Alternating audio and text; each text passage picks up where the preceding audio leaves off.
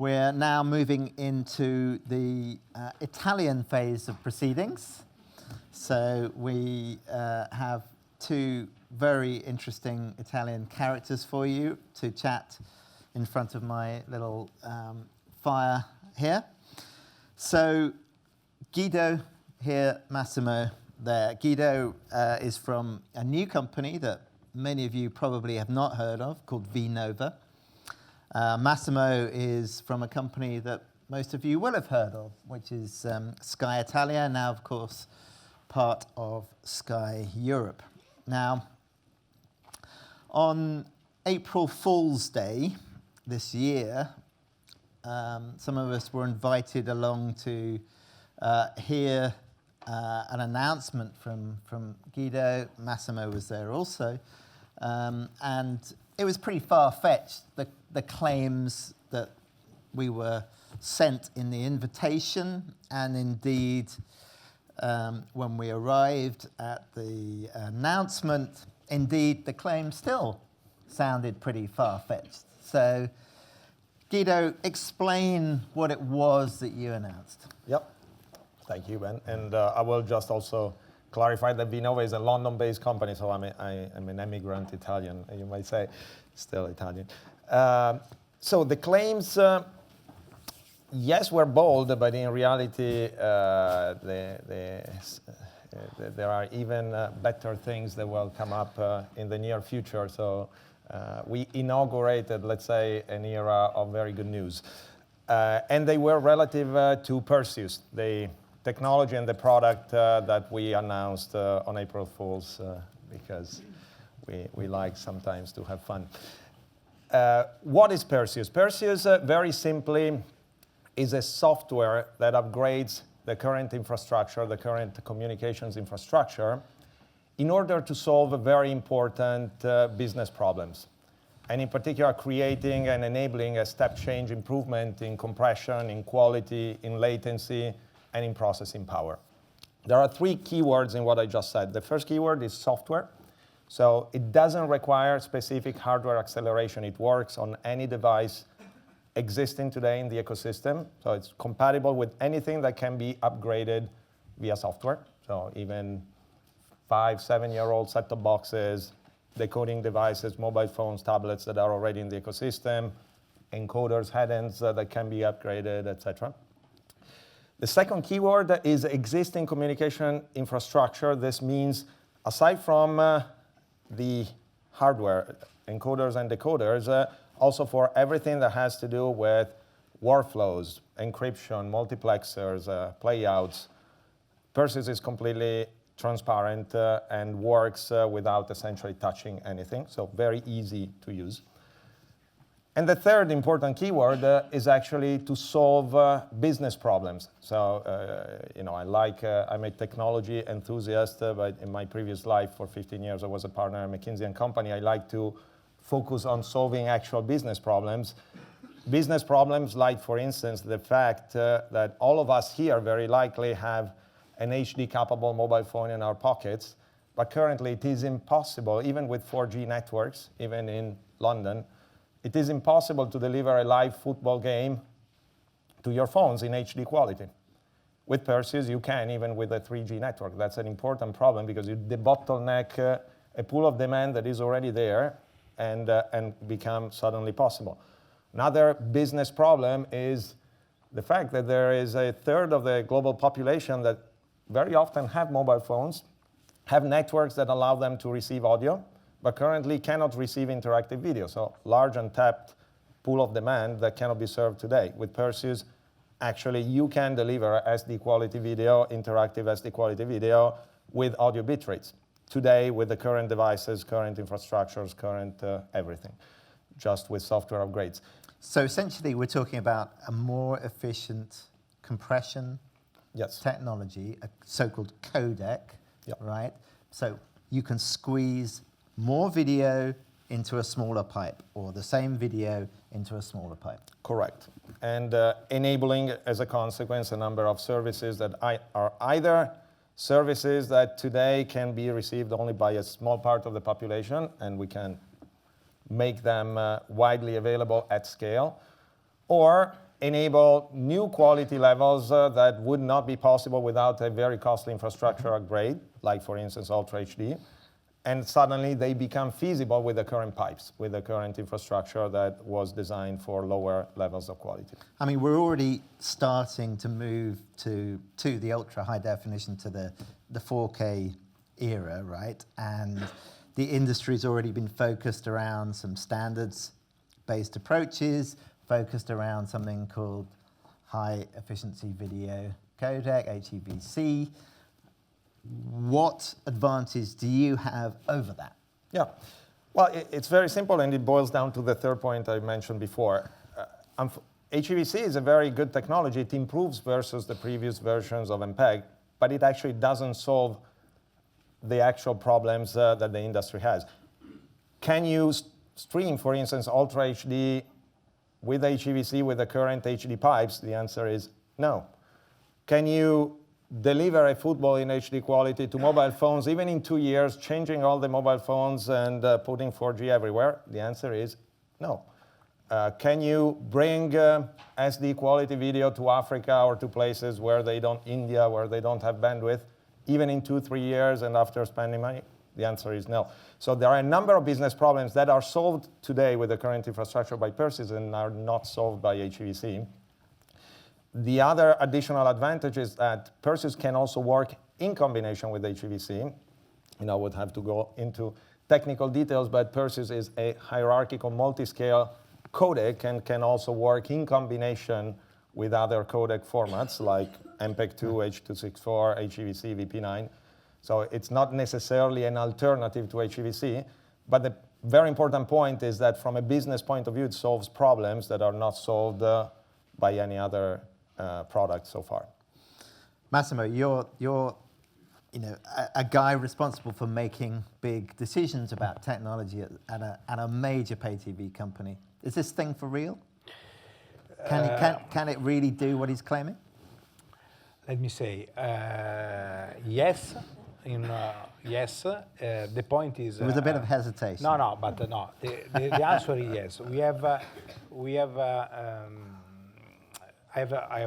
I'm Italian. I have the possibility to meet in Italy a lot of new technology, because from Italy, in the history of Italy, coming a lot of inventors.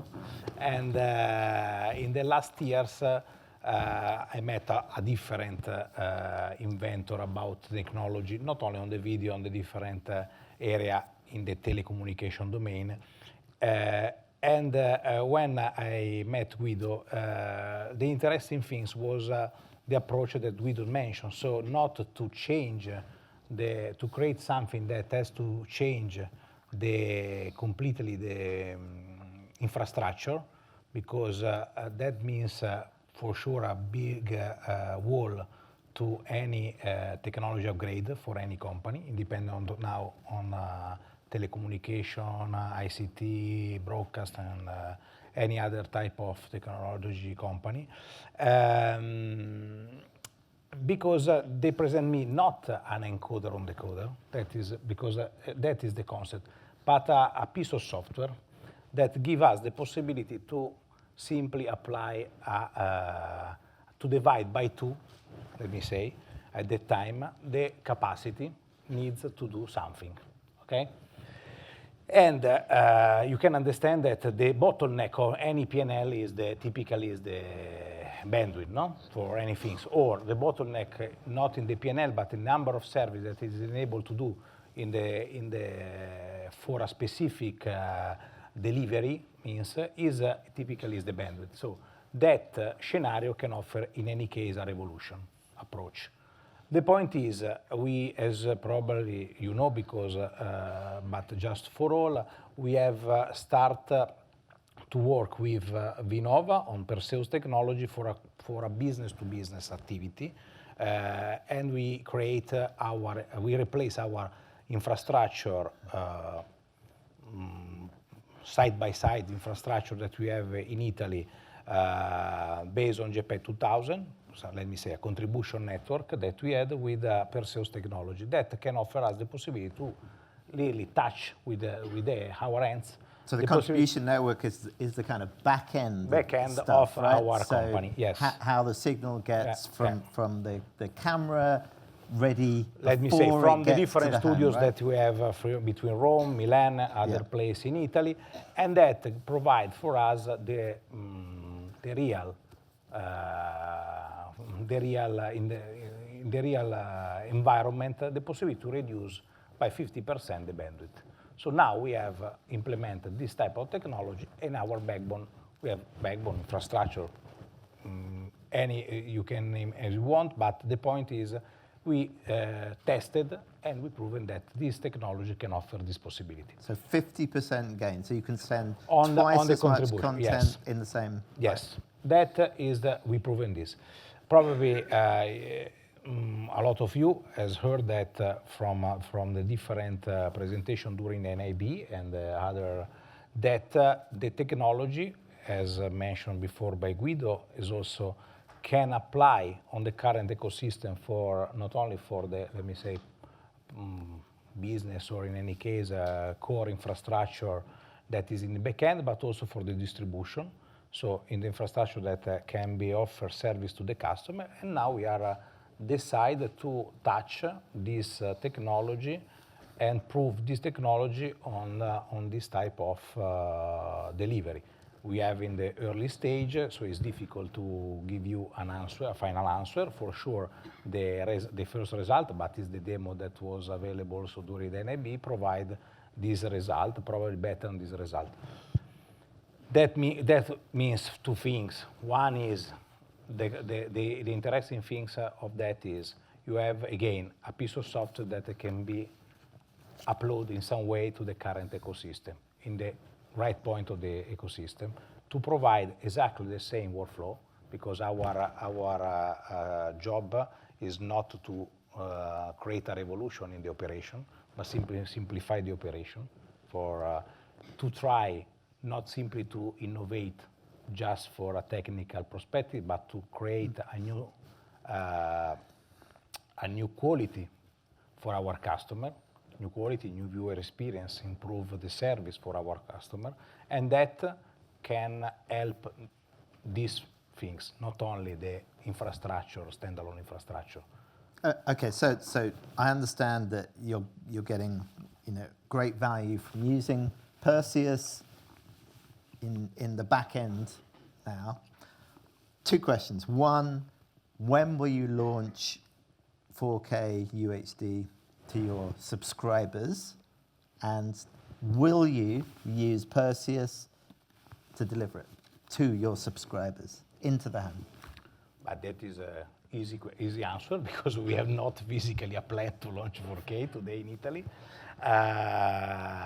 We are not official date for the launch of 4K in Italy, because again, this is a step that require the famous big change in the whole infrastructure independent on their technology, because in any case, the technology again is just a piece of this ecosystem.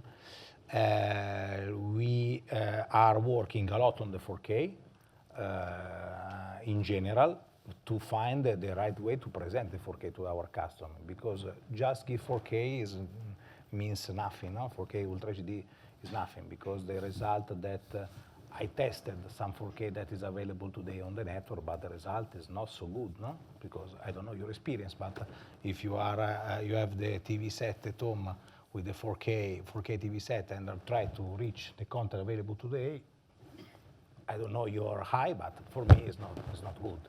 And we don't want to arrive to offer a 4K that is just with a brand of 4K. We want to offer a new viewing experience, and that requires time, because we are working to find this, to find the right way to balance all things, bitrate, in case is not enough the SDR, if we require HDR, and so we have to wait. So we have evaluated different things. Guido, is the opportunity 4K or is the opportunity somewhere else? Well, I see an opportunity in a lot of places. 4K is more in adopting new levels of quality. It'll take time because there are a lot of other problems that are not just compression or transmission. You know, we just enable it faster, but there are other blocks.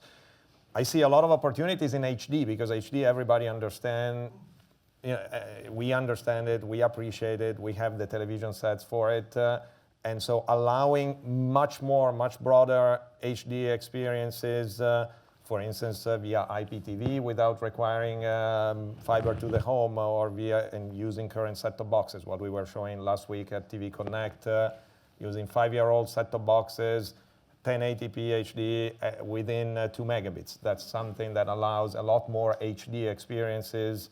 So taking that example, you know, an operator today who is delivering standard definition signals today comes to you, how quickly could they switch all of their SD to HD? If they already have HD capable boxes, which is actually often the case, even if they are fairly old, it can be in a matter of a few months. And we are already working with some partners. Hopefully by the end of the year or beginning of next year, we will have the first rollouts. And this enables HD experiences at scale, so with large majority of the population in developed countries with current broadband, which we know in reality, if you want to deliver a reliable service, you need to stay below 3 megabits and typically below 2 megabits in order to have reliable services. So I see a lot of opportunity here. I see a lot of opportunity in SD video because, you know, we're satisfied for decades of SD video, and in a lot of places today, people are not able to have SD experiences. A big country like India, even YouTube essentially pulled out of India because broadband in India means 512 kilobits, and very often you have less than that. It's impossible today with current legacy codecs to deliver a video experience. With Perseus, you can do it also, as we demonstrated, at about 128 kilobits, or below 200 kilobits, in any case, for a pretty good quality, which suddenly unlocks that opportunity. Give people an idea. That kind of bit rate is normally used for what? For audio. We were talking about audio at 300 kilobits earlier in the previous panel. And so that we were talking about that for high quality audio, right? Yeah, exactly. But normally you'd listen to an MP3 at... Yeah, 90 kilobits or 128 kilobits for Spotify. Typical audio bit rates are around that. So we're talking about using that same kind of bandwidth now, but for video. Decent quality video. And this is important for a lot of applications because we have a lot of infrastructure that was catered to audio. Also for other applications, we are active also in aerospace, for instance, or military. 128 kilobits is a very important threshold, and being able to do things below that threshold that suddenly unlock in a non-linear way a new pockets of demand. So I see a lot of opportunity also there. And then I see a lot of opportunity in production, in the back end, what Massimo was saying, where we talk about visually lossless or lossless video, so huge amounts of data, and Perseus allows still, even in that, to achieve 2x or 3x or 4x for Ultra HD. I see a lot of opportunity to move that quicker to higher qualities in order to prepare the content that will be used by broadcasters and media players in the following years. So, typically, broadcasters, you know, and other industries, but broadcasters in particular, don't feel very comfortable with highly proprietary solutions. They like generalized standards. They like things that they like technologies that lots of companies are contributing to, that feels safe. Isn't this against that grain, Massimo? That is true, but the world are changing now because for example, in the contribution way, but that is not so important for a lot of people. But just in that area, when you are using the JPEG 2000, is not a standard. It's a standard that is interoperable with anything. So you have to create the point-to-point connection. So it's simply another way to to use a different way of JP 2000. While on the distribution side, for the customer, exists a standard, I don't know. For example, excluding for 1 second the broadcast domain, but the new domain where all our invest money, that is a multi-screen, in that scenario, exists a standard today, doesn't exist a common DRM, for example, because there is a different DRM, there is a different player that has to be used, there is a different approach to the different screen if you want to use the smart TV. So is in any case a customization for any devices. If you want to target again and to give the best things for your customer. So in any case, today the device offer you the possibility to customize for each type of device the delivery. And this is just a piece, again, a piece of software that has to be implemented in this customization. So I don't see an issue today about these things. The mobile, if we can add please. to that, just because the important thing ultimately from a business point of view is interoperability and compatibility, which are things that we worked a lot on.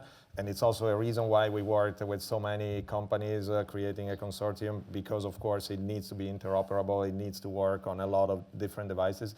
It's also important not to depend on a single company for systems, because of course Massimo could not put all of its platform dependent on a single company to deliver. And of course we don't do that. We work with a lot of companies that integrate our piece of software and deploy solutions so that he's got the choice, essentially the same choices that he had before to choose from.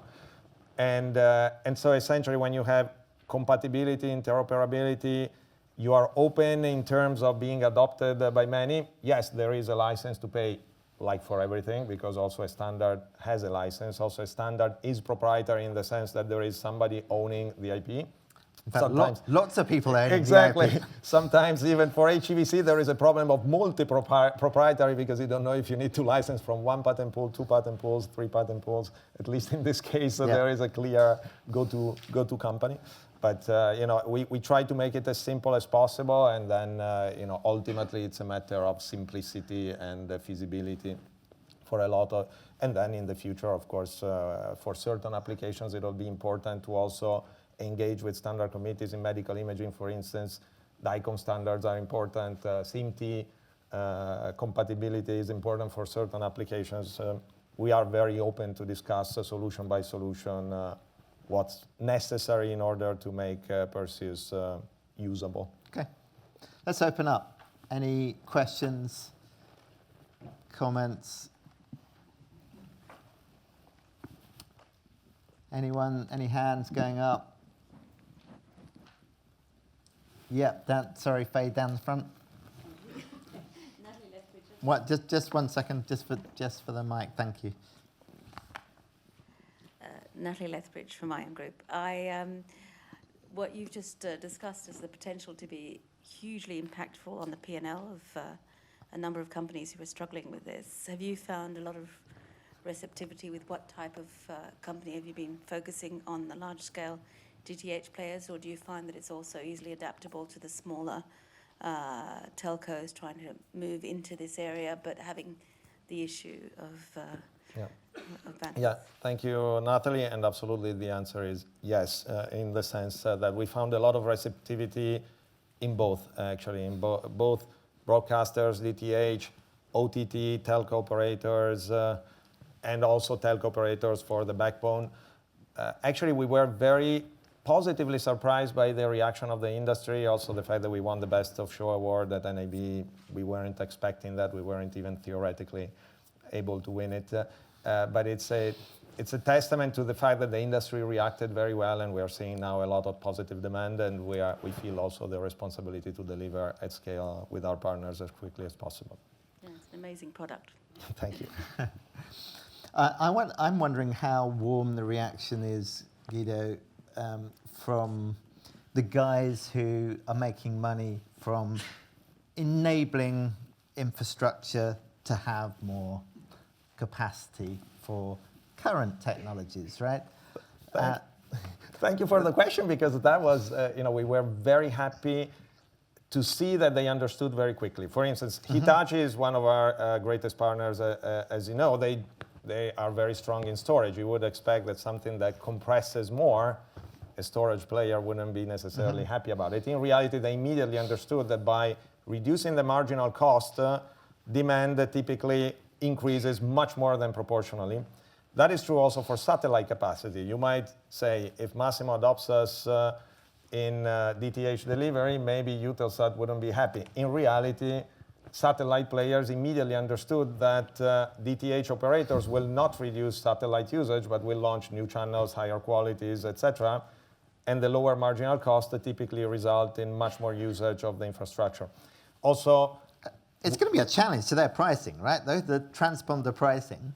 It's going to be satellite transponder. They will have to adapt pricing, and also in telcos, there will be a lot of adaptations in pricing models because, of course, you reduce marginal cost for certain services. You need to also price differently. But they all understood that Perseus essentially moves the industry because there was a big bottlenecking, lots of demand. When you unlock that, ultimately it's good for everybody. Yes, there is a bit of change. Yes, you need to think about what changes.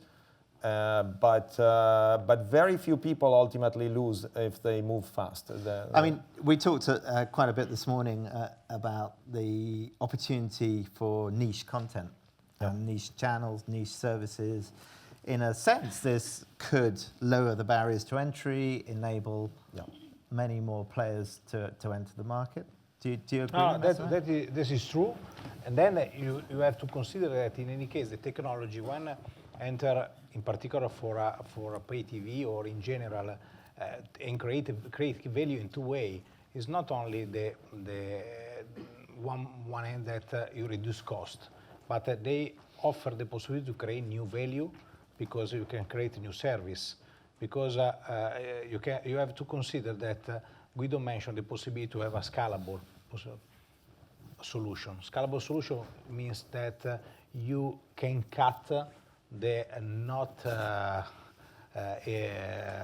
easy things to create a simulcast of HD, SD, and tomorrow Ultra HD, and in case Ultra HD HDR, and in case 8K in 5 years, 10 years, and so on. So the point is, with this, the technology can offer the possibility to create a new possibility thanks to the fact that you can save bandwidth and you can add new value. Because today it's impossible in some cases to add new attribute to the content because there is a physical limit of the bandwidth and you are concentrated on the core. If you can reduce the core, you can add a lot of things that niche channel is an option or some other attribute that you can create in production, but today you can use. So that is the other phase of the technology. It's not only the good technology to save money. Yeah, and actually that's what we're seeing. Essentially, almost nobody is using Perseus to save money or to just do the same things with lower costs. Everybody's immediately thinking about launching new services, potentially replacing appliances even faster. That's why also a lot of appliance manufacturers are very good friends because they will replace faster. Even Broadcom, you might say, upgrading a 5-year-old set-top box might not be nice for who wants to sell new set-top boxes, but in reality, this will accelerate the rotation of set-top boxes for reasons that are maybe not super intuitive immediately, but ultimately they play out this way. Okay, great. We've run out of time. Thank you very much indeed, Guido and Massimo. Thank you. Thank you.